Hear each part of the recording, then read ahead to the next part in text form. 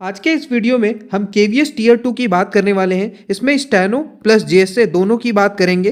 तो इसमें जो 60 क्वेश्चन ऑब्जेक्टिव और 10 क्वेश्चन डिस्क्रिप्टिव के आएंगे तो उसमें हमें कितना सेफ टारगेट रखना चाहिए, तो वो आज की इस वीडियो में बात करेंगे। लेकिन वीडियो में आगे बढ़ने से पहले ये हमारा टेलीग्राम चैनल स्टेनो सेंसे, अगर आपके कुछ भी डाउट हैं तो आप मुझे यहाँ पर पर्सनल मैसेज कर कर अपने डाउट्स क्लियर कर सकते हो। इसका लिंक आपको डिस्क्रिप्शन बॉक्स में मिल जाएगा, वहाँ से ज्वाइन कर लो और आप मुझे पर्सनल मैसेज कर कर भी अपने डाउट पूछ सकते हो। इस वीडियो में आपको एग्जाम पैटर्न के बारे में, सेफ अटेम्प्ट के बारे में, कैटेगरी वाइज टारगेट के बारे में, कॉमन मिस्टेक जो आपको अवॉइड करनी चाहिए और क्या स्ट्रैटेजी रहनी चाहिए, ये सारा आपको पता चलेगा। सबसे पहले हम बात करें पैटर्न के बारे में तो 60 क्वेश्चन ऑब्जेक्टिव के आएंगे, 10 डिस्क्रिप्टिव के आएंगे, टोटल 70 क्वेश्चन होंगे। तो यहाँ पर आपको स्मार्ट अटेम्प्ट स्ट्रैटेजी रखनी पड़ेगी। तो सबसे पहले बात करें ऑब्जेक्टिव सेक्शन की क्या स्ट्रैटेजी रहेगी। टोटल क्वेश्चन है 60। तो यहां पर अगर हम बात करें एक सेफ अटेम्प्ट तो 50 to 55 एटलीस्ट आपको अटेम्प्ट करने पड़ेंगे, क्योंकि ये आपका मेरिट डिसाइड करेगी। ठीक है, अभी मैं कैटेगरी वाइज भी बताऊंगा।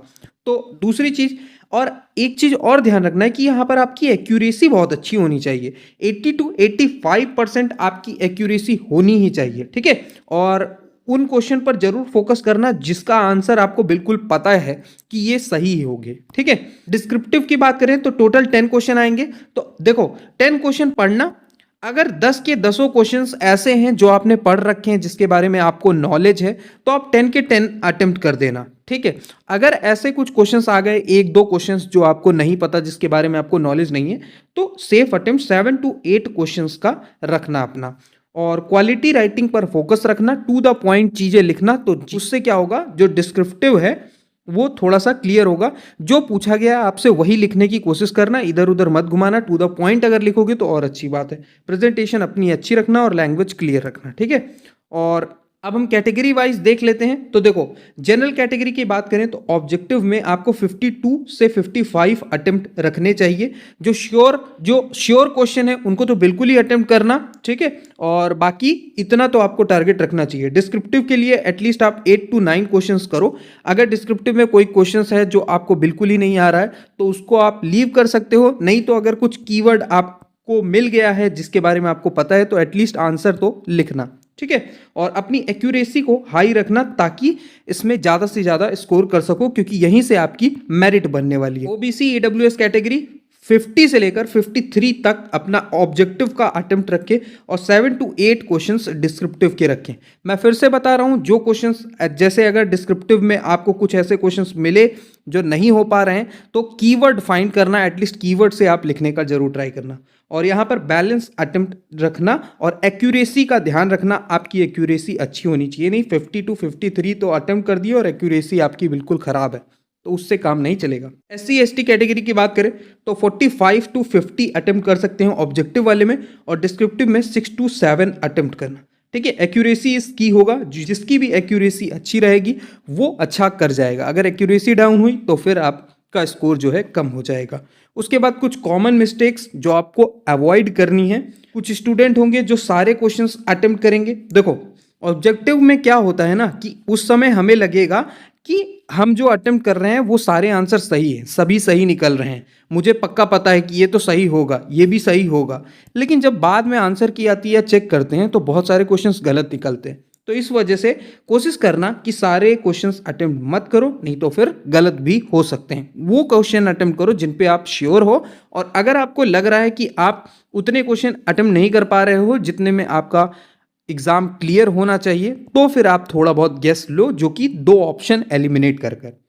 टाइम मैनेजमेंट का ध्यान रखना। काफ़ी स्टूडेंट पुअर टाइम मैनेजमेंट करते हैं, उसकी वजह से उनके जो क्वेश्चंस हैं वो छूट जाते हैं, तो इसका आपको अच्छे से ध्यान रखना है। ठीक है, weak presentation in descriptive, presentation का ध्यान रखना। जो चीज़ें आपसे पूछा गया है टू द पॉइंट वहाँ पर लिखना। अगर क्वेश्चन थोड़ा लेंदी पूछा गया है तो फ्लो चार्ट का भी हेल्प ले सकते हो, नहीं तो आप टू द पॉइंट चीज़ें भी लिख सकते हो। और एक्यूरेसी पर ध्यान रखना, लो एक्यूरेसी नहीं होनी चाहिए, आपकी एक्यूरेसी हाई होनी चाहिए ताकि आपके जो ऑब्जेक्टिव में है ज़्यादा से ज़्यादा क्वेश्चन सही हो सके। कैसे आपको एग्जाम में अप्रोच करना है, सबसे पहले आपको ऑब्जेक्टिव क्वेश्चंस पहले करने हैं। देन उसके बाद जो ऑब्जेक्टिव क्वेश्चन जिसमें श्योर हो आप कि ये बिल्कुल सही होंगे उनको पहले अटेम्प्ट करना है, और फिर देन उसके बाद आपको डिस्क्रिप्टिव वाले सेक्शन पर करना है। 7 to 8 स्ट्रॉन्ग आंसर्स लिखने हैं, मतलब 7 से 8 क्वेश्चन के बहुत अच्छे आंसर लिखने हैं। और उसके लिए आप जो है जो ऑब्जेक्टिव के लिए जो पढ़ रहे हो ना उसको अच्छे से थोड़ा सा डिटेल में पढ़ो तो आपकी और भी चीज़ें क्लियर हो जाएंगी। ठीक है, जैसे मान लो कंप्यूटर में है रैम और रोम। ठीक है, तो मान लो एक क्वेश्चन आ गया कि डिफरेंशिएट बिटवीन रैम एंड रोम। तो अब रैम एंड रोम के बारे में आपको डिफरेंशिएट करना है कि इसमें और इसमें क्या डिफरेंस है।